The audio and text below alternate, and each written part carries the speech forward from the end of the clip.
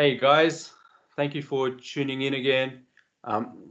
As you know, throughout this whole series, we've been picking the brains and the insights and the knowledge and expertise of a whole heap of different professionals, just so we can help support you guys through this period here. And today's guest is someone who I know on a personal level. Uh, Not only is he a leadership and culture coach, or leadership and teamwork coach, he's also a co-host of a networking group here called LinkedIn Local, and he also has his own very cool podcast, The Culture of Things. Guys, please let me introduce you to Brendan Rogers. Hey Q, how are you, mate? Thanks for the introduction. Appreciate it. Thanks for having me on. Mate, my pleasure. Look, thank you for saying yes to me. It wasn't a difficult decision, mate. You're a good man. So again, we've known each other for a little bit of time, so always happy to help out.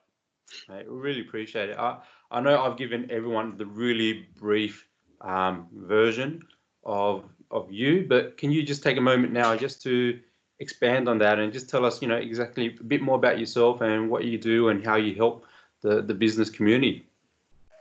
Absolutely, mate. Look, again, I just want to say thanks to you. Well done on getting this sort of initiative up and running, because again, lots of businesses out there are doing things to help business over this time. So well done on the initiative you taken. Great stuff, buddy. Look, my role is, you've summed it up sort of well. I'll try and keep it pretty simple as well. As effectively, I'm a leadership and team performance coach. What does that mean? Effectively, I help leaders create conversation and opportunity for conversation, really focused on creating healthy team performance. So that's one aspect. That's lots of conversation, lots of people in a room and working through tough issues, because I'm a big believer that teams exist to solve issues primarily.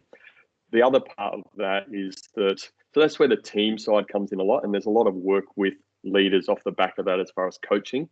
But the other side of my business is very much working with individual leaders and helping them not become the limit on their team's performance. So, you can get to this stage where a leader may be learning and growing, but it is possible, and I've seen it, where they can reach this level and the team's improving, and then all of a sudden the leader becomes the limit on the team's improvement and performance. So it's really about working with leaders to make sure they never become the limit on their team performance. And as you said, I'm involved with a couple of good friends of mine, and that's how you and I met, through LinkedIn Local Central Coast. So we love that community. It's full of fantastic people, and just trying to help each other and build strong relationships on the Central Coast, and particularly to help each other, keep and maintain success in business.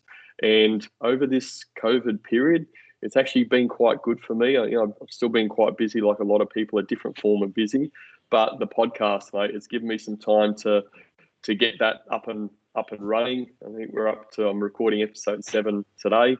It's called The Culture of Things. And again, it's just talking all things culture, leadership and teamwork, which I love to talk about. I love to get insights from real people, from people that are living and breathing. They're on the front line, like the health workers now that are doing such a great job. They're on the front line, they're experiencing things. You've got pressure on you day to day, and then thinking about culture and how I can be a better leader and how I can get my team working. That's a really hard balance to have when you're trying to do your day job as well. Most definitely, and I just want to add to that, because I'm a big Mariners supporter. Short story. When we moved up to the coast, I'm sorry, mate. I'm sorry. We moved up to Terrigal, Central Coast here, about 4 years ago now, and I love football. I love soccer, and we used to live in Southwest Sydney, and we were following the Western Sydney Wanderers. And then my wife was like, you love it. You were a member down there. Why don't you become a member for the Mariners? And they weren't. Let's be honest, they haven't been traveling well, not at all. And I was like umming and ahhing. I said, but I don't really want to follow like losers. And then she goes, you, no pressure from me. You make up your mind. But she goes, if you do sign up, I don't want to hear you complaining every week about how crap they are. So I bit the bullet, and my first 2 years were taking my eldest son, who was only 3 at the time. And now as a whole family, we all go. Fantastic. And it's great. And I wanted to point that out because your first podcast is with Josh Rose, who was a superstar for the Mariners when he was playing. And to hear, and you talk about getting the insights, to hear his insights on a winning culture and a losing culture, it's chalk and cheese. And to actually hear in the professional environment, the professional sporting environment, is a context that you don't normally get to hear. So yeah, mate, guys, if you do get a chance, listen to that podcast, because you'll be able to hear real life experience and real life conversations from a whole heap of different people. Thank you, mate. It's look, Josh is a great guy. Josh and I first met quite a few years back. I think I joke on the podcast, who would have thought we met 20 years back playing football together in Brisbane, and 20 years later we're doing a podcast together, which was a bit crazy. But look, I've got some fantastic plans for the future with the podcast, and I've been really fortunate through being on the Central Coast and I guess my own football experiences, but also some work experiences. I've had a lot of interaction with past players and former players of the Central Coast, both when they were in their heyday and their glory days, as we said, and maybe not so glory days. But there's people that have got really good insights into teamwork in a sporting environment. They've also they're making their way and successful in business. They've got philosophies around team performance, around improvement in youth development, around football, but sport in particular.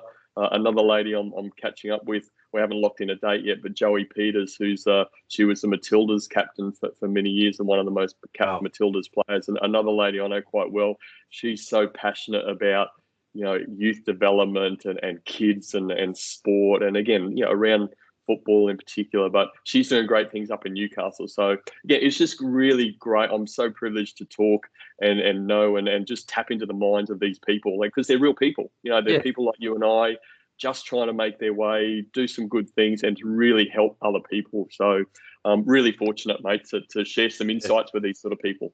Definitely, and just the last thing on that, it's they're real people like you and I, but what's different is they've lived a different life. They bring a different perspective.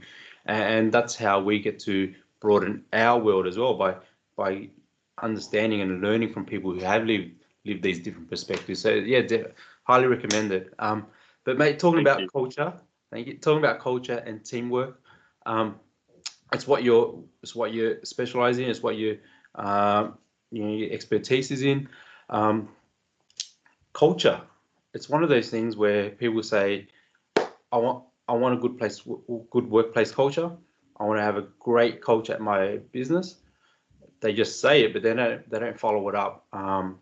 Can you define what is culture? Because it's kind of like you can't touch it and you can't see it, you can't feel it. So people kind of just say it and then dismiss it. Can you extend on that a bit, please?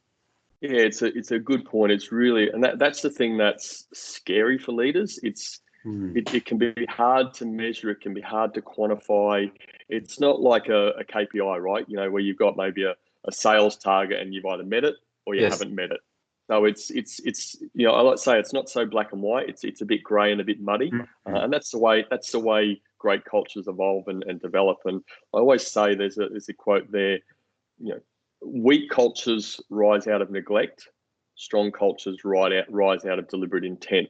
And that's the thing with culture. You need to be deliberate about what you're doing. It's they say it's a strategic decision to focus on culture and teamwork. And I 100% believe that. It's not something that is just going to magically happen. Here's the magic wand, some fairy dust and we've got a great culture. It doesn't work like that. So that's the first thing to really understand. You need to be deliberate about creating a culture, a great culture and teamwork. The other thing that's really often tough for leaders to wrap their head around is culture is a reflection of leadership.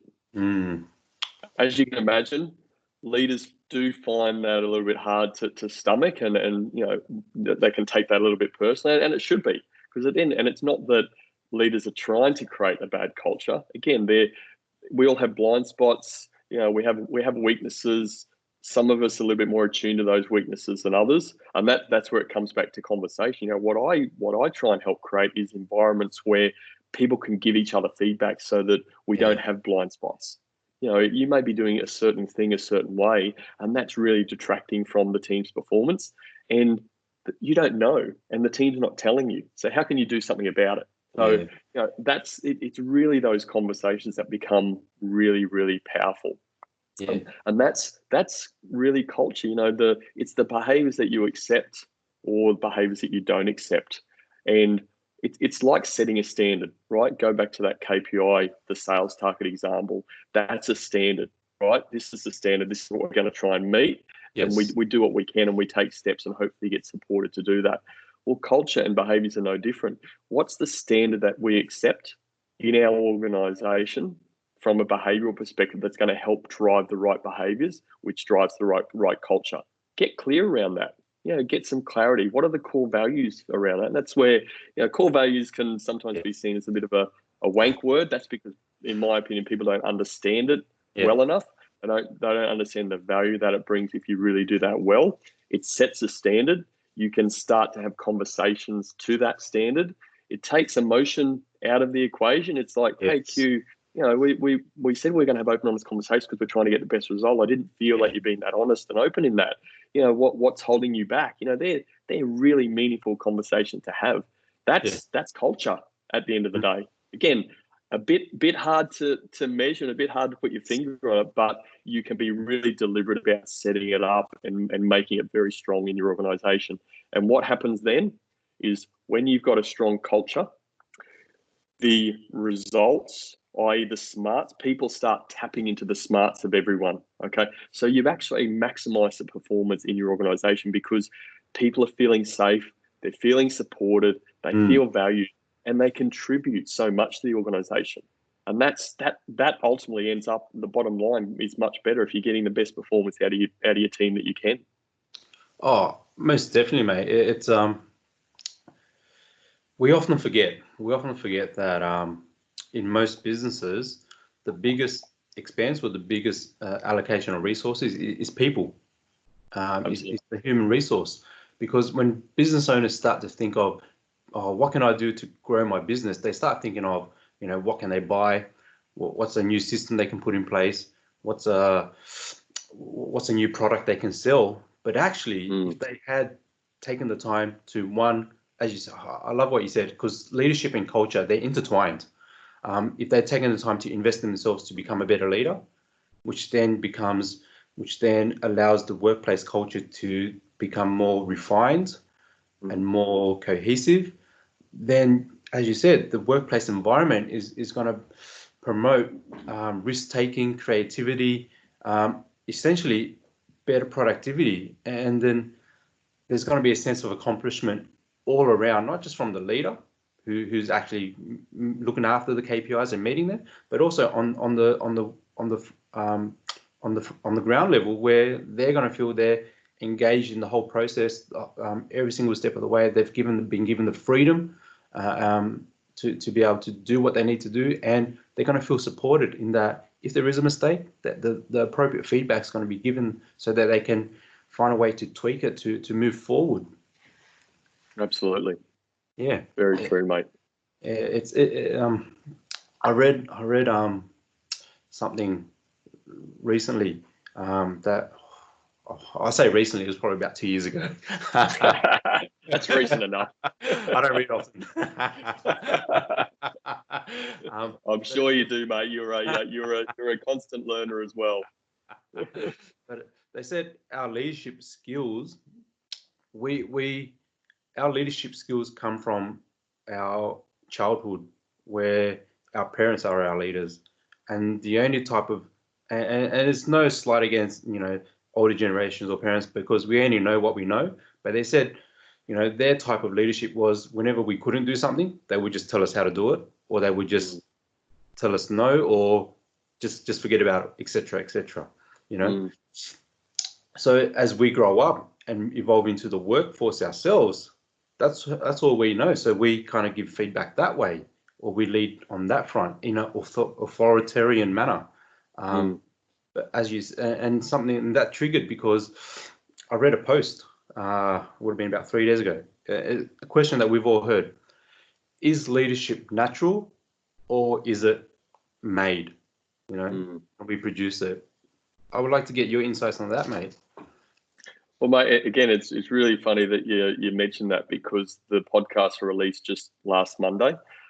We had a guest on called Melinda Ryberg. Melinda's a friend of mine. Haven't known her a long time, but she's just a great person, a real easy to talk to. And she's been a corporate trainer around that leadership space for 20 years, almost 20 years. Worked in businesses like Ford, Volkswagen, Holden, Meyer, Barbecue School, some pretty big companies. And you don't do that sort of training and hang around for too long in those organizations if you're not getting some sort of results. So she knows her stuff pretty well. And the question was, are leaders born or are they trained? And cutting a long story short, if you want to know more detail, go and listen to the podcast. Yeah. But at the end of the day, leaders are trained. Like, I think there is a inherentness around motive around leadership, and there is two forms of, or two sides of motive. There's leaders out there that they want to be leaders because it's more a reward centered approach. Look what I've achieved after all this hard work. And that's very much in my opinion, that's very much the wrong approach and the wrong sort of motive to have. Yeah. And that motive will come through in all their decisions and all their behaviors, which is not ideal for setting a strong culture. The other side is really that servant type leadership. You're there because you're there to serve people, okay? And that's where, when you reach the role or the leadership level that you're wanting to aspire to, then you're working even harder. It's like a sporting person, right? So just if I want to be an A-League player and I get signed by an A-League club, well, am I going to sit back and say, well, hard work's done? Or am I going to work my butt off because I don't want to let the team down, I don't want to let the manager down, I don't want to let the fans down? And that's where you're doing something for bigger than yourself. So that's leadership and having that motive, or the right motive. And if you have the right motive, then particularly around that servant sort of type and the serving others approach, then you'll work hard at improving leadership. Again, leaders are trained. There's some practical skills, and Melinda mentions a few of those. Delegation was one of her key things. It's a skill that you can learn, but ultimately, it's like, I believe anything in life, if you really have a strong desire and a want to learn something, then you can learn it. If you make the time and you've got the commitment and the focus to do it, then do it. So true. So true. And just to add on that, there are some behavioral or personality types that make it easier for them to become leaders. But 100%, leadership is something that you can learn. And some people learn it up off the cuff. Some people actually make a conscious effort to it. But if you want to become a good leader, you have to put the effort in. There's no doubt about it. Absolutely. And look, Melinda touched on it, and again, I just so resonate with what she says, because I first started. I was really fortunate from a sporting perspective. I led teams early, in primary school, and then when I started playing semi-professional football, I'm still crazily the youngest state league captain in Queensland at 21. I was leading a state league team, so I was in these leadership positions early. But I first led a corporate team at 24, and it was the same old story, right? There were other leaders around, managers, but did I get the level of support I needed to succeed? No, I screwed up a lot, and that in hindsight, those experiences of screwing up have helped me today, and hopefully that's helped me help other leaders not screw up as badly as what I did. But if I didn't have those opportunities, I probably wouldn't have got the message and the learning as strong as what I did. But you still need the right support. You need some coaching, some guidance, some help to again, that's where coaching, that's where mentorship comes in really handy. We should all have that to help us be better. We've all got blind spots, as I said, and sometimes it takes somebody else to give us that feedback. Say, hey, Brendan, when you do this is the impact that it may be having. And that's where, leadership is very much around self-awareness. You've got to be really self-aware. You touched on personalities. We can all use different personality profiling tools. And I personally use DISC. Again, I've done a podcast episode with a client on that. It doesn't matter what your personality profile is. You can be a great leader. Okay, but you need to have self-awareness about where your strengths are, where your weaknesses are, your struggles, and how you work through that, and also how you, more importantly, how you adapt your style to work with other people. Because as a leader, there are higher expectations, rightly or wrongly. People expect that you know certain things or you can adapt to certain things or whatever. Little, they don't seem to get that same realization that you're just a normal person, and sometimes you do it well and other times you screw up. You're only human, right? Doesn't, just because you've got this leadership tag or management tag or CEO tag doesn't mean you're perfect. Oh, most definitely, mate. You've hit the nail on the head there.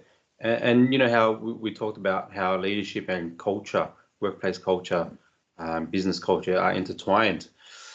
Sometimes we have the best intent. Yeah, like we say, we want this type of culture. We want everyone to have creative freedom. We want everyone to be self-driven, self-motivated. But sometimes the reality is what you intend to do, the culture you intend to have, doesn't match up with the reality. What are some things that can help other business owners or other leaders identify or know that, hey, my culture's not quite where I want it to be? Look, it's really, there's some fancy tools out there, and I don't take it as knocking these fancy tools. I think unfortunately businesses jump straight to a fancy tool like, let me do a perception survey, let me do a staff survey, let me do all these sort of things, let me get focus groups together and all this sort of stuff, and they pay people lots of money to do those things or buy subscriptions. At the end of the day, as a leader, go and talk to people. Go and talk to people on the front line, and you'll already know. But if you're trying to put your finger on things very, very quickly, you'll get an idea on what the culture's like just based on what you're hearing, what the feedback is. What your challenge as a leader is that people unfortunately will, until you build that environment that's really safe and people are feeling supported, then you'll always get the feedback with a little bit of sugarcoating. Right. So maybe just, it might be here. Well, actually, you're probably here on the scale. So get out and talk to people. And this is the challenge I have with leaders, is that going back to the point I raised before, we get so stuck in the day to day, and it's really easy to do that. And I've been in that position, and it's tough, but you've got to make time as a leader to pull yourself back. The strength of people in leadership roles, particularly as you move higher up the food chain, so to speak, is you need to spend more time on the people management side and far less, or actually no time, on the smart side, because you need to be able to help your team be as cohesive as possible, because they're really smart people and they're probably hopefully good people managers as well. But your job is to make sure this team's functioning and you can extract all the gold nuggets of intelligence and everything out of them to get the best source of truth, to get the best resolution for an issue. That's your job as a leader, and that's what they need to focus on. If they do that, then mate, it doesn't matter what industry experience you've got, you can go into any industry and you can do a really, really effective job as a leader because you're focused on the people. Oh, mate, it's so true what you're saying there. There is no need. We all have shiny toys, shiny object syndrome. The reality is, all you have to do is just get information from the right people on the ground level. It's something I call the unwritten ground rules. So you may have, but what are they actually doing? Absolutely. Some of the best people to speak to are, one, your trusted people, but two, someone who's the least experienced person on your team or in the environment. Because if you, if for example, if their managers ask the new person to do a report by, this Friday, and this new person asks a colleague, hey, man, I feel stressed, they put me under the pump here, I'm new. Do I really need to bring it in on Friday? And then, and if they say, nah, don't worry, he'll just give you out another week, then you know what your culture is really like. If they're, so it's definitely, you have to communicate, you have to be open, constantly sitting down with people to find out what is actually happening in the office or Absolutely. in business. Yeah. Absolutely, mate. Look, the other source of good information is obviously customers. Talking with customers will tell you, and just the way that people serve them in your organization will give you a perspective on maybe what the culture is or how people are living, the core behaviors and those sorts of things. So, there's so many, I guess, at the root of this, and it goes back to some of the stuff I said before about leadership and creating healthy conversations. This stuff's free. Yeah. Well, it costs, okay, you can say, well, there's an indirect cost. I'm spending time and, time is money and all that.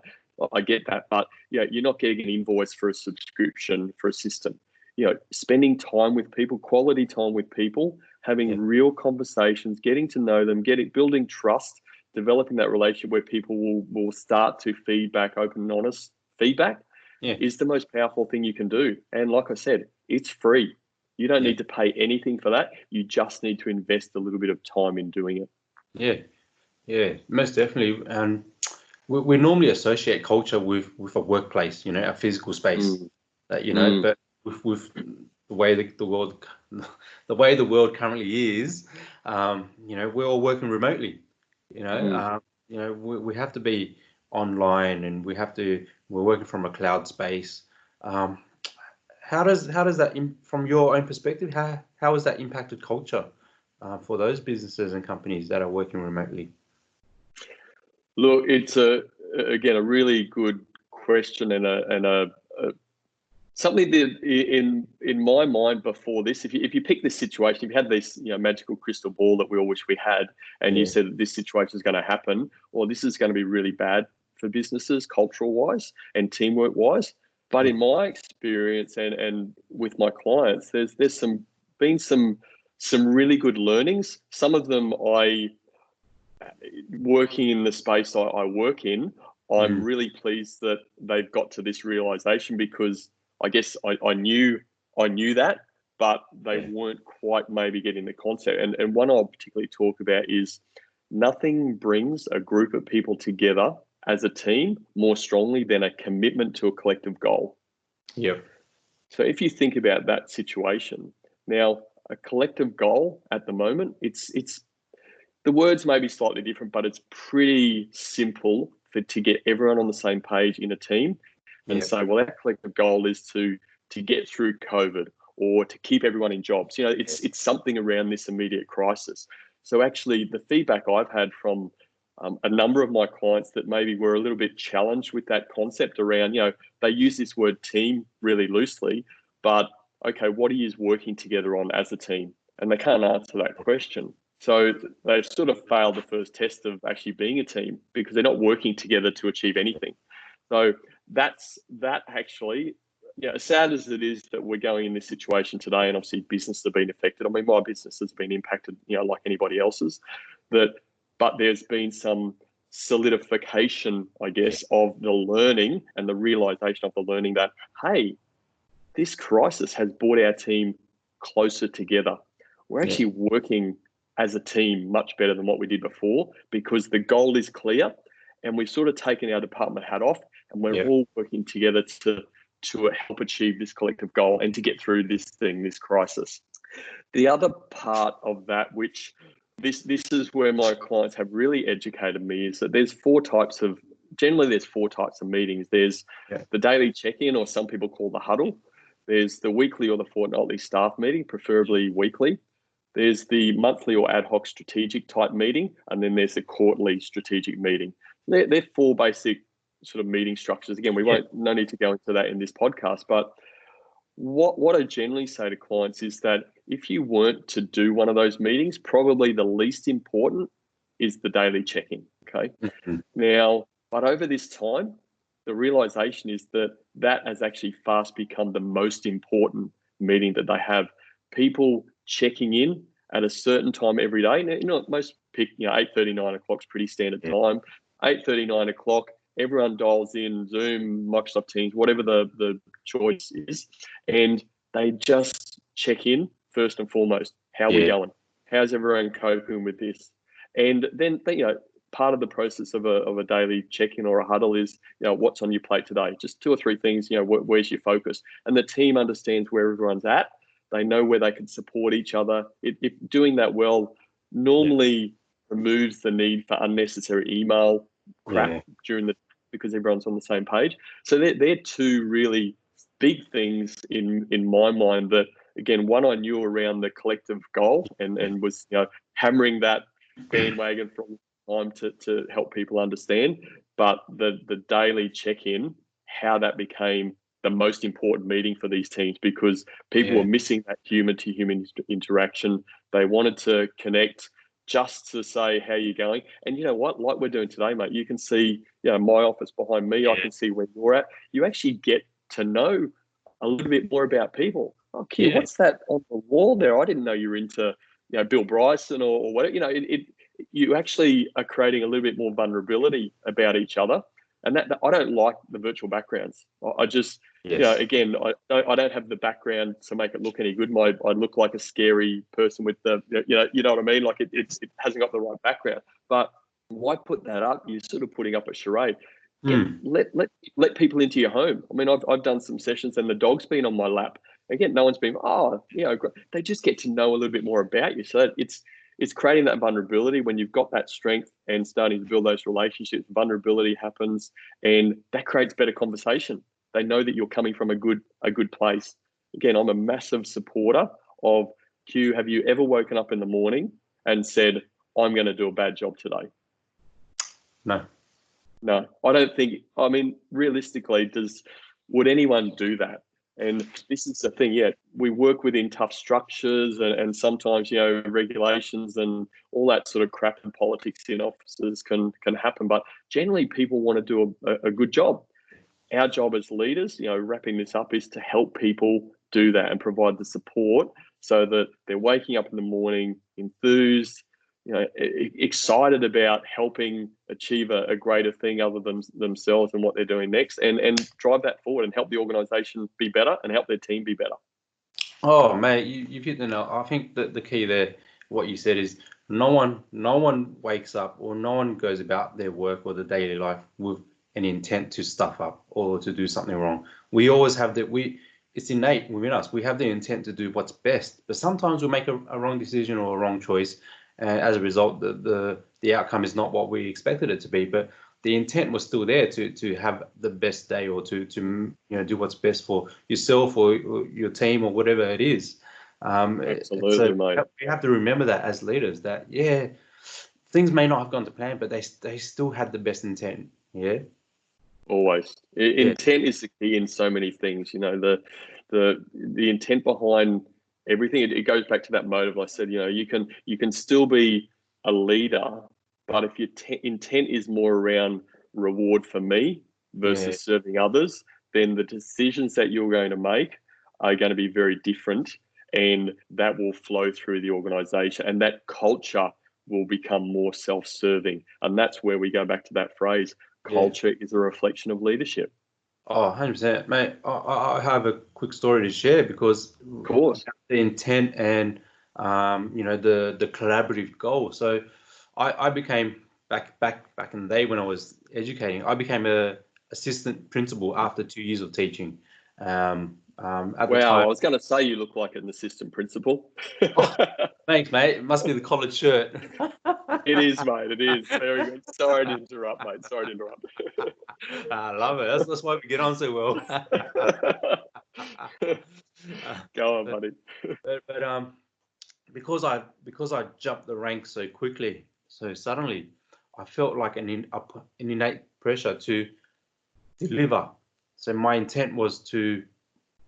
It's only now, upon reflection, after that initial leadership period, my intent was to not let my principal down, was to hit all the milestones, hit all the brief, the targets that we've set as an executive team. So, by me just not shouting, but giving that one-way communication, that direction of what our goals are, why we need them, without any input from my team, we essentially didn't get much done. Because they weren't engaged in the whole process. The motivation wasn't there, and because of my innate desire to please my team, to show that I was worthy of being a leader, I bent over backwards for them. I started Mm-hmm. picking up the slack for them. It meant I was starting to get frustrated with my team, but ultimately, Yeah.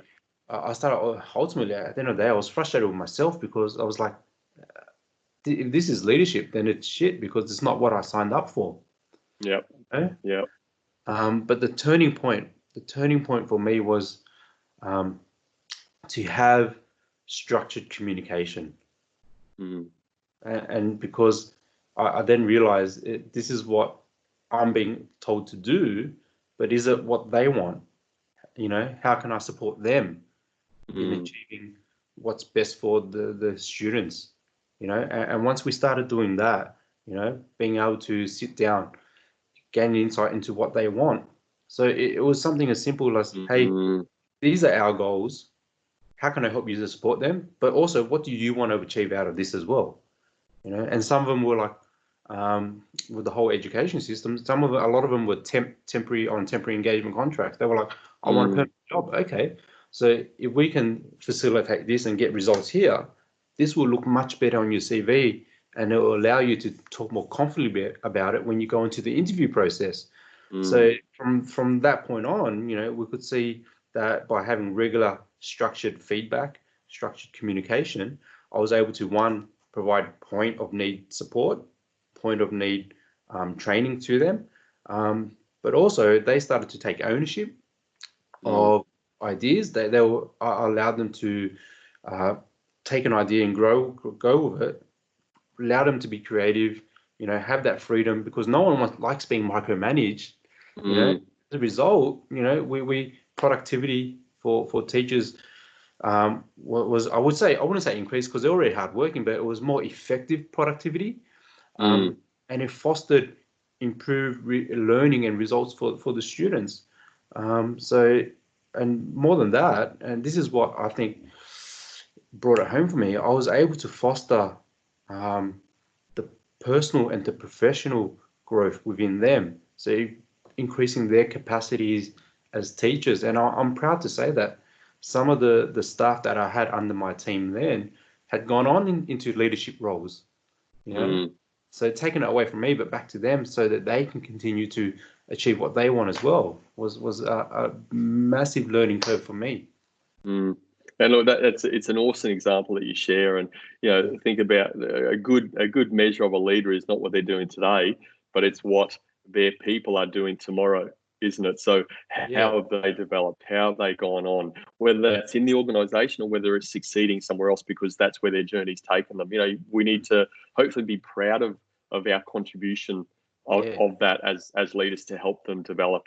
But think about your situation, mate, and how many it's like I take things back to sport again. We're both football yeah, lovers, but think about young people in sport today, and not just today but over the years. It's professional sports a hard thing, yeah, and there's lots of aspirational young people out there, but if they get the knock and they don't get the support they need and stuff, I think some quality. I've played with some quality players over the time. They've been quality at 14, 15, 16, but they're nothing past that because they haven't got yeah, the resilience, they haven't got the self-reliance, and they've just not been nurtured in a way that's given them the grit to yeah, move forward and overcome hurdles.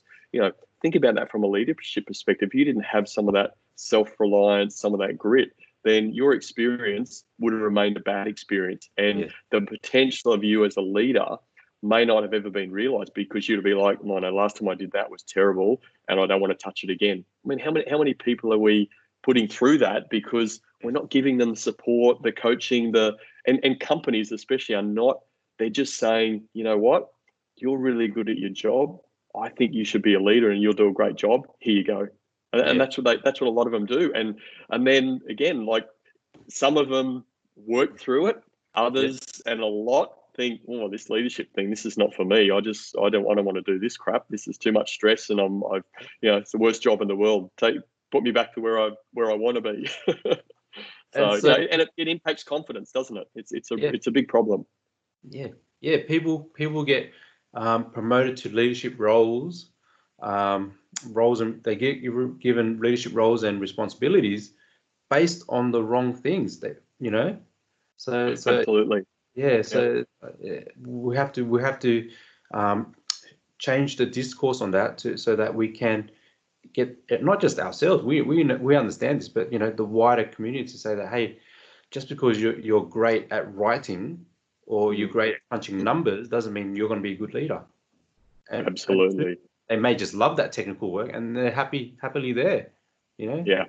as well. And that raises a great point, mate. A lot of the time people aren't even asked, hey Q, would you like to lead people? And it's okay if you said, no, I really enjoy what I'm doing today and that's where I want to stay. Great. We know that. That's an open, honest conversation. How do we help you be the best you can be at that? But if you do have leadership aspirations and you aspire to those, again, I'm a massive believer and I hate hearing when people are promoted based on technical competence. Now, I'm not saying technical competence isn't important. You can't have a level of trust and you can't have a level of competence without technical competence, okay, as a leader.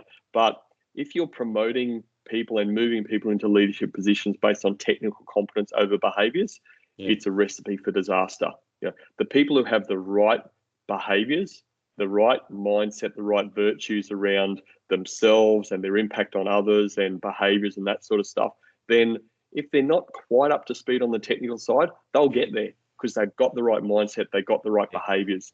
But if you just take it on the technical competence and, they may be great at their job, but they leave this trail of destruction behind them, that's a really, that culture, is not good very, very quickly.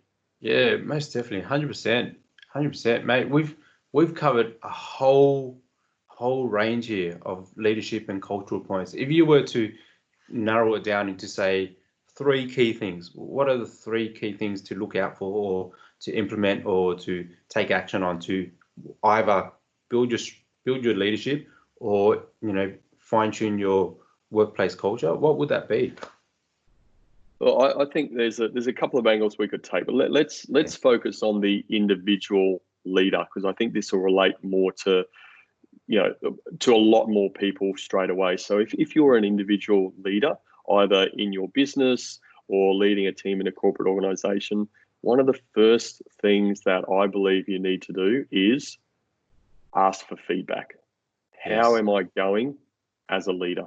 Okay. And you don't need to go out to the whole world, but it might be 2 or 3 people in the organization that you either certainly part of your team. Some of those people need to be involved in that, but it might be, a person outside of the team that has known you for a while and worked with you or whatever. So get feedback. It might be 2 or 3 things on what strengths do I have as a leader? What do you think I'm doing well? And 2 or 3 things on what do you think I'm not doing well? Where can I improve?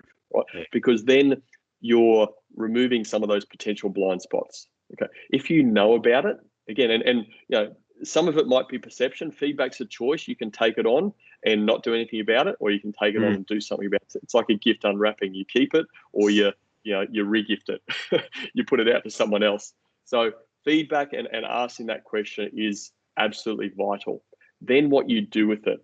Okay, so if you take the feedback on, both the strengths and the weaknesses, it's not about just saying focus on the weaknesses or the challenges, but what you do about it then is important. So what are you going to do?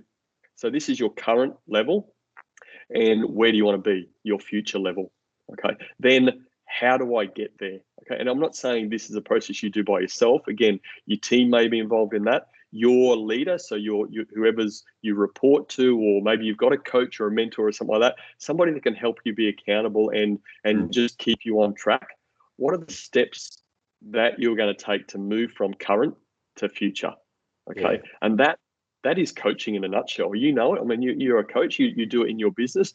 It's the same but different. We've all got the same stuff, but we apply it slightly differently. At the end of the day, you've got to understand current level, where you want to be, and how can I support you to get there. So it's maybe not 3 separate pieces of advice, but that there's 3 steps to that. Okay, get the feedback to understand your blind spots. That will understand current performance. Have really good conversations about, well, where do I need to be? Where do I want to be? That's going to help me focus on improving. And then how can I get there? What's going to support me? If you follow that process as an individual leader, then you're well on your way to really doing some good things. And it's a repeatable process, right? There's always things we can work on. So if you feel you're getting better on those, okay, where's my next line of feedback? How have I gone with that?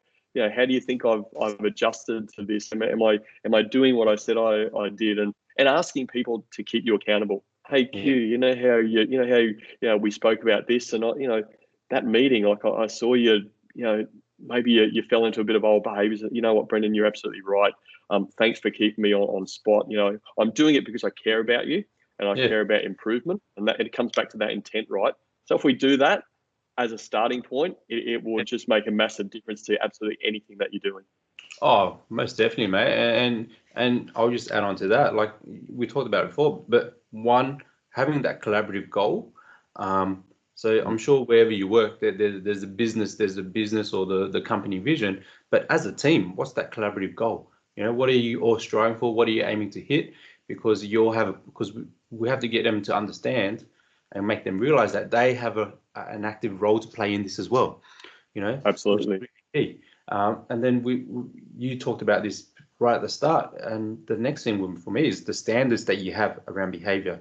So not just the standards that you have for yourself as a leader, but you have to think about what type of behavior are you willing to accept from everyone else. Will you accept gossiping around the office? Will you accept back chatting or sniggering when someone's made a mistake?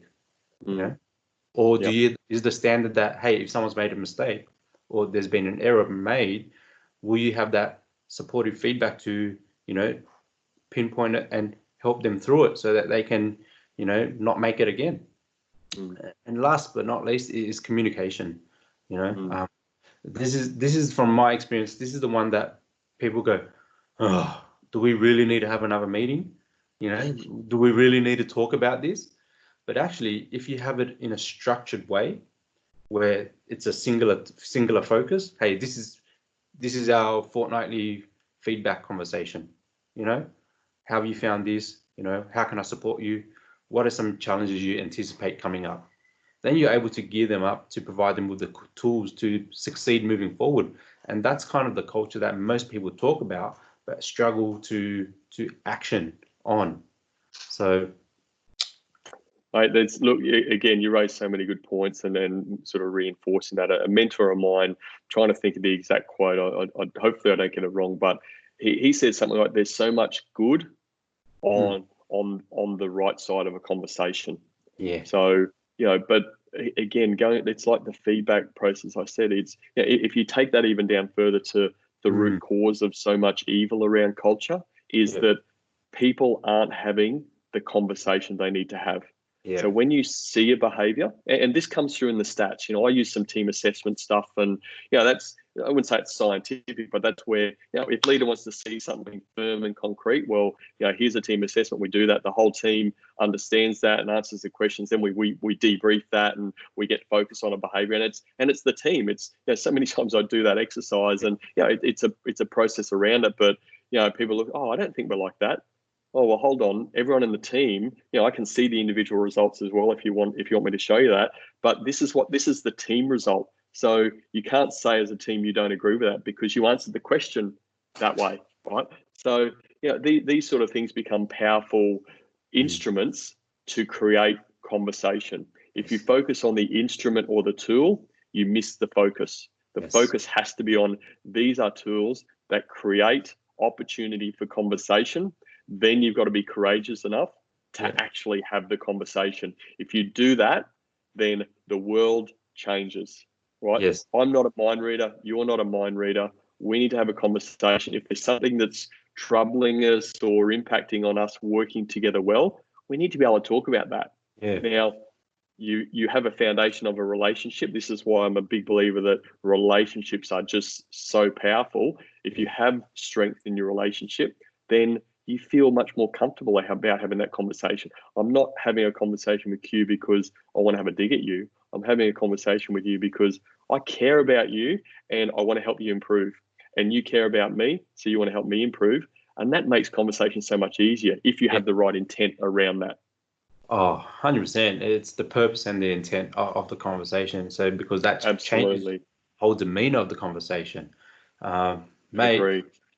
I've just looked at that time. I was like, where's that time gone? Oh, mate, geez, you can talk. Yeah, mate, I know. Mate, it's just, It's been a pleasure, it's- mate. I appreciate the time. when you chat with someone who you connect with and you have similar philosophies and ideologies, you can just chat about it because you get each other. And hopefully, throughout this waffle that we've been sharing, people have picked up people have picked up some little nuggets that they can take away and continue to put it into their workplace so they can continue to evolve and become the best business or best leader that they can be. Mate, so thank you for that. Absolute pleasure, mate. Brendan, if they wanted to shoot you a question or ask you any more about leadership and teamwork and workplace culture, or if you wanted to, where can they find more about LinkedIn Local Central Coast as well as your podcast? Tell us how we can get in touch with you. Mate, thank you for that. Look, there's a few ways. I'm pretty active on LinkedIn, as you know. So you can search for me, Brendan Rogers, on LinkedIn, and you'll find me fairly easily. I think there's a few Brendan Rogers, but hopefully I come up near the top. My website is www.brendanrogers.com.au.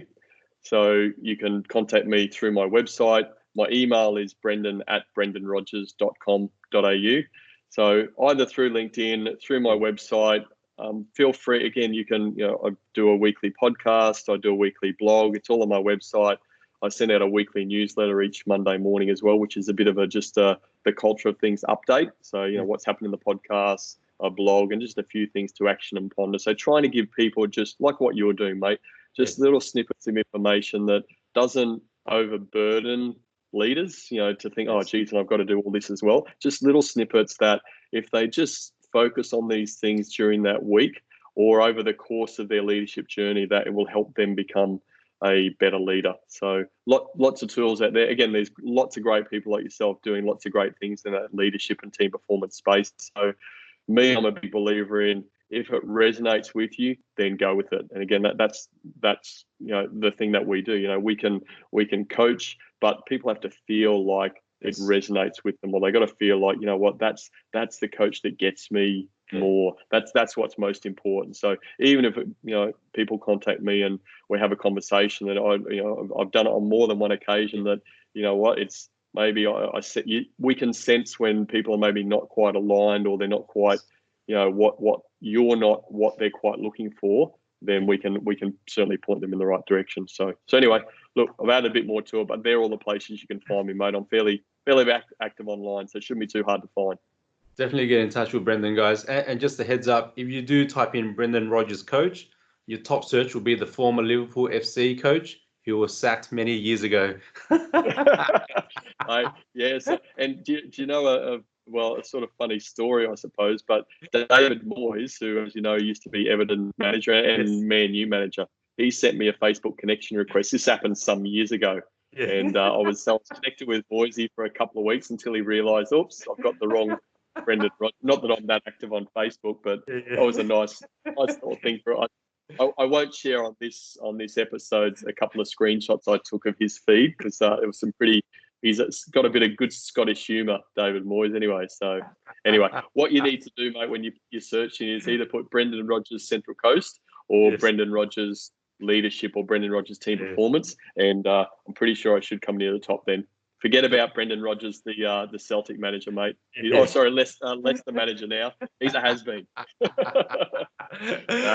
He's a great manager, mate. I love him. He's a good man. He's worth his money. Mate. And on that note, doing a great job. Enjoy the rest of your day, buddy. Absolute pleasure, mate. Thanks for the opportunity, mate.